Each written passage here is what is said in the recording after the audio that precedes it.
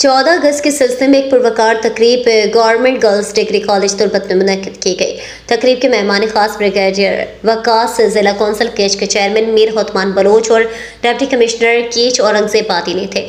तकरीब में स्कूलों की उस्तादियाँ, तलबा और तालबात के अलावा सरकारी और गैर सरकारी दायरों के अफसरान की बड़ी तादाद शरीक थी। तकरीब में मुख्तलिफ स्कूलों की तलबा और तालबात के दरमियान तकारीर के मुकाबले किए गए, जबकि जश्न आज़ादी की मुनासिबत से मिली नगमे और टेबलो भी पेश किए गए।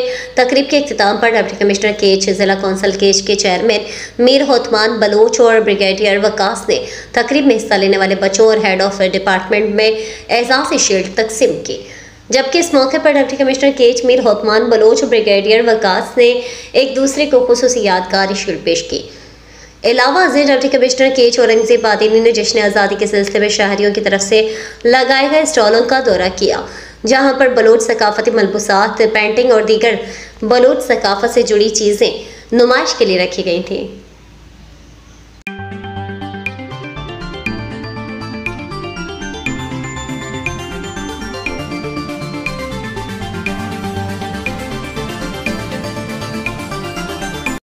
के लिए इतना ही। मज़ीद अपडेट के लिए देखते रहें हमारा न्यूज़ चैनल और रहें हर खबर से बाखबर।